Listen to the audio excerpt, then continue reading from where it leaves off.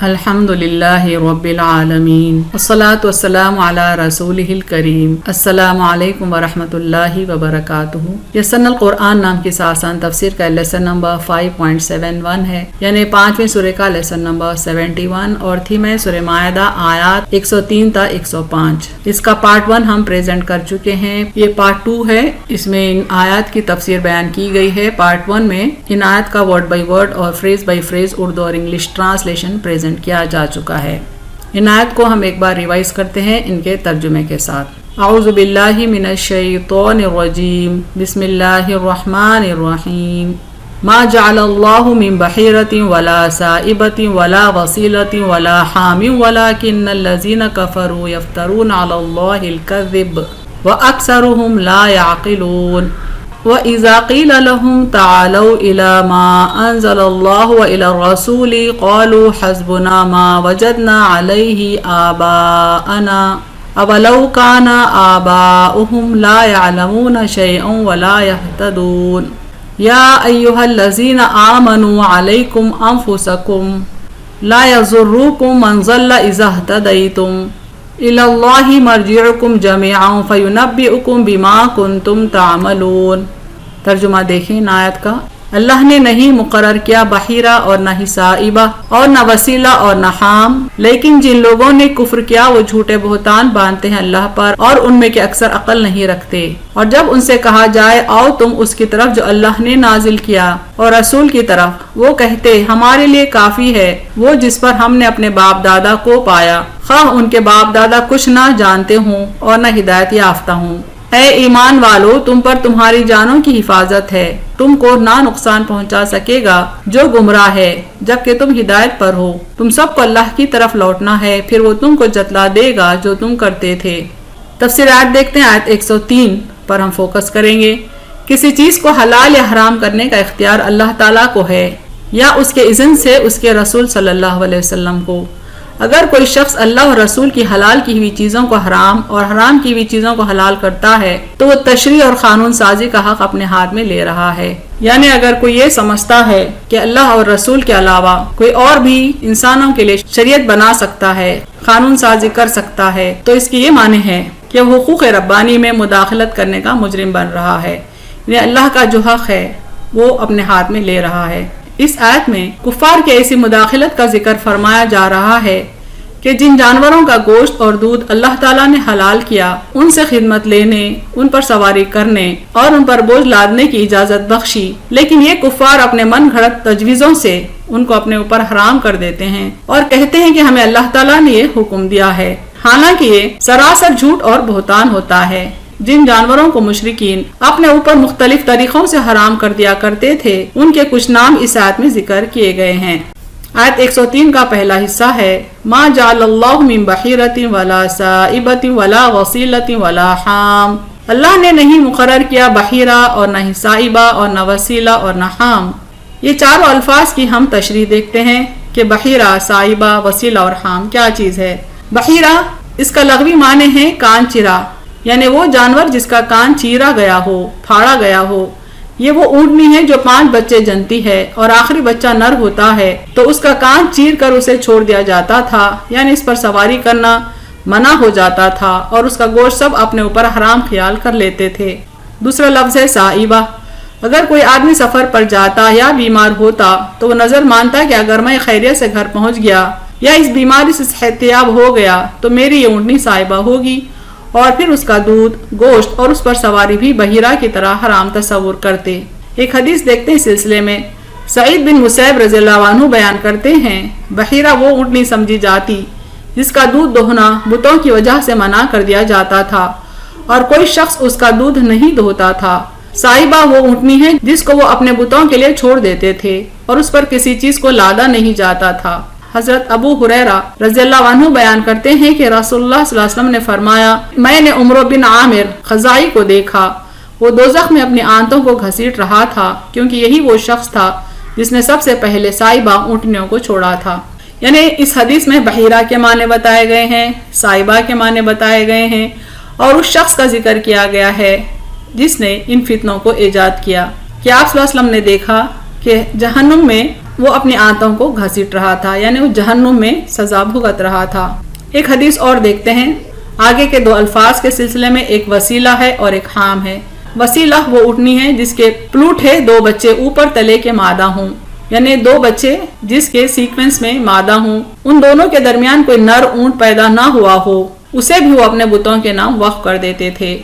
اور آخری لفظ حام، حام اس نر اونٹ کا نام تھا جس کی نسل سے کئی بچے ہو گئے ہوں، پھر اسے بھی اپنے بزرگوں کے نام پر چھوڑ دیتے تھے اور کسی کام میں نہ لیتے تھے۔ حام کی مزید تفصیل دیکھیں، وہ اونٹ جس کی جفتی یعنی جنسی ملاپ سے 10 بچے پیدا ہوتے اس کو حام کہتے، اور اس کی سواری وغیرہ بھی اپنے اوپر حرام کر دیتے۔ یہ سارے جانور وہ اپنے بزرگوں کے نام پر بتوں کے لیے نظر کرتے اور ان سے کسی قسم کا فائدہ اٹھانا اپنے اوپر حرام کر دیتے تھے۔ یعنی یہ 4 نام جو ہیں، بحیرہ، سائبہ، وسیلہ اور حام، یہ جانور تھے جن کے استعمال کو اپنے اوپر حرام کر دیتے تاکہ وہ اپنے دیوی دیوتاؤں کو خوش کریں اور اپنے بڑے لوگوں کو اس کا ثواب پہنچائیں۔ آپ صلی اللہ علیہ وسلم نے عمروں کا ذکر حضرت اکتم بن جون رضی اللہ عنہ سے کر کے فرمایا، وہ سورج شکل میں بالکل تیرے جیسا ہے۔ اس پر اکتم نے فرمایا، یا رسول اللہ، کہیں یہ مشابہت مجھے نقصان نہ پہنچائے۔ آپ صلی اللہ علیہ وسلم نے فرمایا، نہیں، بے فکر رہو، وہ کافر تھا، تم مسلمان ہو۔ اسی نے ابراہیم علیہ السلام کے دین کو سب سے پہلے بدلا، اسی نے بحیرہ، سائبہ اور حام کی رسم نکالی، اسی نے بت پرستی دین ابراہیمی میں ایجاد کی۔ یعنی یہ وہی شخص ہے جس کے بارے میں آپ صلی اللہ علیہ وسلم نے دوسرے حدیث میں کہا کہ وہ جہنم میں اپنی انتڑیاں سمیٹ رہا ہے۔ یہی وہ شخص ہے جس نے یہ تمام بدعات کو، خرافات کو ایجاد کیا۔ اور ایک حدیث دیکھیں، حضرت مالک بن نفلہ رضی اللہ عنہ فرماتے ہیں، میں رسول اللہ صلی اللہ علیہ وسلم کی خدمت میں حاضر ہوا، اس وقت میں پھٹے پرانے میلے کچیلے کپڑے پہنے ہوئے تھا۔ آپ صلی اللہ علیہ وسلم نے مجھے دیکھ کر فرمایا، تیرے پاس کچھ مال بھی ہے؟ میں نے کہا ہاں۔ فرمایا، کس قسم کا؟ کہا ہر قسم کا، اونٹ، بکریاں، گھوڑے، غلام وغیرہ۔ آپ صلی اللہ علیہ وسلم نے فرمایا، پھر تو اللہ نے تجھے بہت کچھ دے رکھا ہے۔ سن، اونٹ کے جب بچہ ہوتا ہے، یعنی اونٹ کو جب بچہ ہوتا ہے تو صحیح سالم کان والا ہی ہوتا ہے۔ میں نے کہا ہاں۔ آپ صلی اللہ علیہ وسلم نے فرمایا، پھر تو استرا لے کر ان کے کان کاٹ دیتا ہے اور ان کا نام بحیرہ رکھ دیتا ہے، اور بعض کے کان چیر کر انہیں حرام سمجھنے لگتا ہے۔ میں نے کہا جی ہاں۔ فرمایا، خبردار ایسا نہ کرنا، اللہ نے تجھے جتنے جانور دے رکھے ہیں سب حلال ہیں، یعنی تمام مویشی حلال ہیں، ان کا استعمال حلال ہے۔ پھر آپ نے اس آیت کی تلاوت کی، یعنی آیت نمبر 103 جو سورہ مائدہ کی ہے، اس کی تشریح میں آپ صلی اللہ علیہ وسلم نے یہ باتیں بیان کی۔ سورہ مائدہ آیت 103 کا آگے کا حصہ دیکھتے ہیں، وَلَكِنَّ الَّذِينَ كَفَرُوا يَفْتَرُونَ عَلَى اللَّهِ الْكَذِبَ وَأَكْثَرُهُمْ لَا يَعْقِلُونَ، لیکن جن لوگوں نے کفر کیا وہ جھوٹے بہتان باندھتے ہیں اللہ پر، اور ان میں کے اکثر عقل نہیں رکھتے۔ اس طرح کی بدعات اور خرافات کی ابتدا کرنے والے صرف کافر و مشرک ہی ہوتے ہیں، اور ان کی حق دشمنی کے سبب سماج کو حق سے دور کرنے کے لیے یہ برائیاں سماج میں پھیلا دیتے ہیں۔ پھر لوگوں سے کہتے ہیں کہ باتیں اللہ کی طرف سے ہیں، یعنی وہ باتیں اللہ کی طرف منسوب کر دیتے ہیں جو ان کی اپنی من گھڑت اور تراشیدہ ہیں۔ چونکہ ان کا حق سے انکار کرنا اور کفر و شرک میں مبتلا رہنا خود اس بات کی دلیل ہے کہ وہ کم عقل اور کج فہم ہیں۔ اپنی اس کم فہمی کی دلیل وہ خرافات کی ابتدا کر کے اور سماج میں انہیں پھیلا کر دیتے ہیں۔ اس طرح کے اعمال جو ہوتے ہیں مشرکین اور کفار کے، کہ وہ اپنے کھانے پینے کی چیزوں کو شیاطین کے نام کر دیتے ہیں، اس کا ذکر سورہ انعام آیت 136 میں بھی آیا ہے۔ اور اللہ کی پیدا کی ہوئی کھیتی اور مویشیوں میں سے ایک حصہ اس کے لیے یعنی شیطان کے لیے مقرر کرتے ہیں، اور اپنے خیال کے مطابق کہتے ہیں کہ یہ اللہ کا حصہ ہے اور یہ ہمارے شریکوں کا ہے، سو جو حصہ ان کے شریکوں کا ہے وہ اللہ کی طرف نہیں جا سکتا، اور جو اللہ کا ہے وہ ان کے شریکوں کی طرف جا سکتا ہے۔ کیسا برا فیصلہ وہ کرتے ہیں۔ یعنی مشرکین کا یہ طریقہ رہتا ہے کہ اللہ تعالیٰ نے جتنی نعمتیں انہیں دی ہیں ان میں اپنے جھوٹے معبودوں کا بھی حصہ نکالتے ہیں، اور اگر ان کے حصوں میں کچھ کمی ہو گئی تو اللہ کے حصے سے لے کر ان کو دے دیتے ہیں، لیکن اگر اللہ کے حصے میں کچھ کمی ہوئی تو اپنے جھوٹے معبودوں کا حصہ کچھ کم نہیں کرتے۔ یعنی وہ اللہ سے بے خوف ہیں لیکن اپنے باطل معبودوں کا خوف رکھتے ہیں، ان سے طمع رکھتے ہیں۔ سورہ مائدہ آیت 104 کی تفسیر دیکھتے ہیں، اس کو ایک بار پھر سے ریوائز کریں گے۔ وَإِذَا قِيلَ لَهُمْ تَعَالَوْا إِلَى مَا أَنزَلَ اللَّهُ وَإِلَى الرَّسُولِ قَالُوا حَسْبُنَا مَا وَجَدْنَا عَلَيْهِ آبَاءَنَا أَوَلَوْ كَانَ آبَاؤُهُمْ لَا يَعْلَمُونَ شَيْئًا وَلَا يَهْتَدُونَ، اور جب ان سے کہا جائے اور تم اس کی طرف جو اللہ نے نازل کیا اور رسول کی طرف وہ کہتے ہمارے لیے کافی ہے وہ جس پر ہم نے اپنے باپ دادا کو پایا، خواہ ان کے باپ دادا کچھ نہ جانتے ہوں اور نہ ہدایت یافتہ ہوں۔ اہل مکہ نے بحیرہ، سائبہ، وسیلہ اور حام کسی دلیل کی بنیاد پر اپنے آپ پر حرام نہیں کی تھی، بلکہ اس کا سبب آبا و اجداد کی تقلید تھا، جس وجہ سے یہاں تقلید کا رد بھی کر دیا ہے۔ مذکورہ جانور کسی بھی آسمانی شریعت میں حرام نہیں کیے گئے تھے، لیکن اہل مکہ نے اپنے سے پہلے لوگوں کی دیکھا دیکھی انہیں یہ صرف اپنے آپ پر حرام قرار دیا، بلکہ دعویٰ کیا کہ اللہ تعالیٰ نے ہمارے بزرگوں پر حرام قرار دیے تھے، جس پر ہم بھی ان سے استفادہ کرنا اپنے آپ پر جائز نہیں سمجھتے۔ یعنی جن جانوروں کا ذکر اس آیت میں آیا تھا، ان جانوروں کو مشرکین مکہ نے اپنے اوپر خود سے حرام کر لیا تھا اپنے بڑے لوگوں کی دیکھا دیکھی۔ اللہ نے ان کو حرام نہیں کیا تھا۔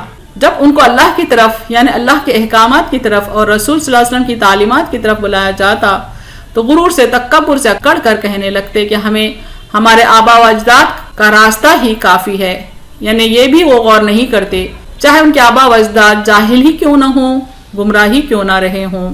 تقلید آبا کا عقیدہ ان کے ذہن میں اس قدر پختہ ہو چکا تھا کہ جب انہیں اللہ اور اس کے رسول صلی اللہ علیہ وسلم کی طرف دعوت دی جاتی تو بلا جھجک کہتے ہمیں وہی کچھ کافی ہے جو ہمارے بزرگ کرتے رہے ہیں۔ اس پر گرفت کرتے ہوئے اللہ تعالیٰ ان سے سوال کرتے ہیں کہ کیا ان کے آبا و اجداد گمراہ ہونے اور شریعت کا علم نہ رکھنے کے باوجود ان کے رہنما ٹھہرے ہیں؟ کفار کی گمراہی کا اندازہ لگائیں کہ وہ جانتے بوجھتے ایسی باتوں کو شریعت سمجھ کر اپناتے ہیں جن کا دین کے ساتھ کوئی تعلق نہیں ہوتا۔ اللہ اور اس کے رسول صلی اللہ علیہ وسلم کے مقابلے میں ان لوگوں کو رہنما سمجھتے ہیں جن کی گمراہی اور بے علمی کی قرآن گواہی دیتا ہے۔ ایسے لوگوں کی رہنمائی کی ذمہ داری پھر کسی پر بھی نہیں رہ جاتی۔ اس آیت سے یہ معلوم ہوا کہ ایسے باپ دادا کی تقلید سے ممانعت کی جا رہی ہے جو جاہل اور گمراہ ہوں۔ یہاں اللہ اور اس کے رسول صلی اللہ علیہ وسلم اور ان کی تعلیمات پر چلنے والوں کی تقلید سے منع نہیں کیا گیا، بلکہ ہم کو یہ تعلیم دی گئی کہ ہم اللہ سے جب رہنمائی مانگیں تو یہ کہہ کر مانگیں کہ اے اللہ تو ہم کو ان لوگوں کی راہ پر چلا جن لوگوں پر تو نے انعام کیا۔ اہدنا الصراط المستقیم صراط الذین انعمت علیہم، ہمیں سیدھا راستہ دکھا، ان لوگوں کا راستہ جن پر تو نے انعام کیا۔ انعام یافتہ لوگوں میں اللہ کے تمام رسول، انبیاء، اولیاء، شہداء، صالحین، صدیقین اور ابرار شامل ہیں۔ ان اکابرین کی تقلید جائز ہے بلکہ پسندیدہ ہے، بلکہ اس کے لیے دعا کرنے کی ہم کو تعلیم دی گئی ہے۔ جنہوں نے اللہ اور اس کے رسول کی اطاعت کی ہے ان کی زندگیاں اسی اطاعت کاملہ کی زندہ تصویر ہوا کرتی ہے، اور جن کی حیات دوسروں کے لیے مشعل راہ کا کام کرتی ہے۔ اس لیے ہم اللہ سے دعا کرتے ہیں کہ ایسے لوگوں کی راہ پر ہمیں چلائے جن سے تو راضی ہوا اور جن پر تو نے انعام فرمایا۔ سورہ مائدہ آیت 105 کی تفسیر دیکھتے ہیں، ایک بار ریوائز کریں گے اس کا پہلا حصہ۔ یا ایھا الذین آمنوا علیکم انفسکم لا یضرکم من ضل اذا اہتدیتم، اے ایمان والو تم پر تمہاری جانوں کی حفاظت ہے، تم کو نہ نقصان پہنچا سکے گا جو گمراہ ہے جبکہ تم ہدایت پر ہو۔ کفار اور مشرکین عرب صرف گمراہ نہیں تھے بلکہ اپنے آپ کو حق بجانب سمجھتے ہوئے مسلمانوں پر اپنے سابقہ دین کی طرف واپس آنے کے لیے زور زبردستی بھی کیا کرتے تھے بلکہ ظلم کیا کرتے تھے۔ حق کے مقابلے میں جھوٹ کی کثرت سے کبھی کبھی انسان کو یہ خیال آتا ہے کہ کہیں یہ جھوٹ کا طوفان حق پر رہنے والے چند لوگوں کو تینکوں کی طرح بہا نہ لے جائے۔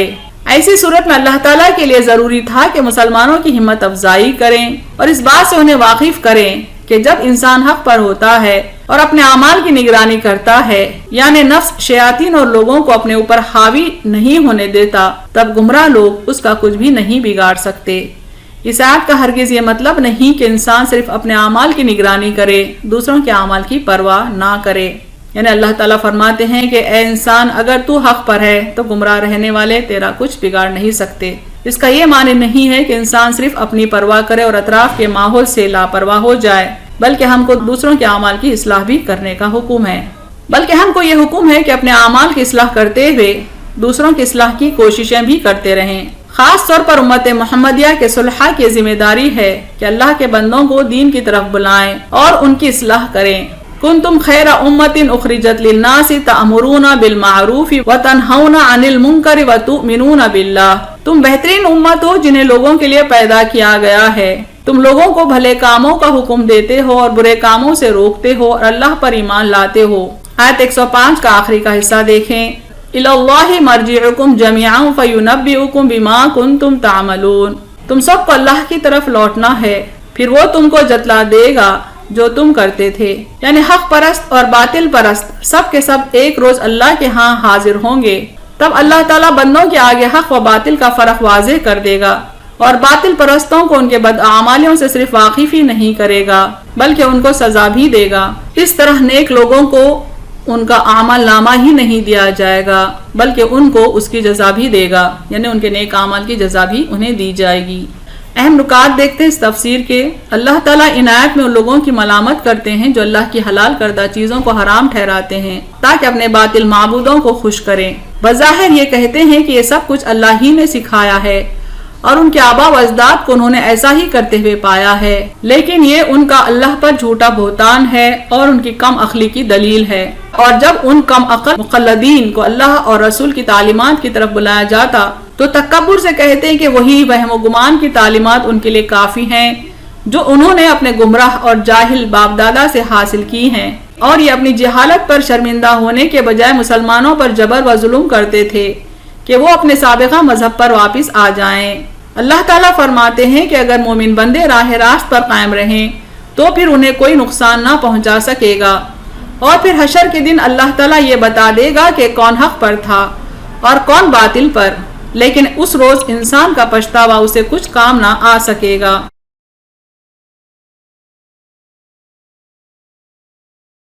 وآخر دعوانا ان الحمد للہ رب العالمین۔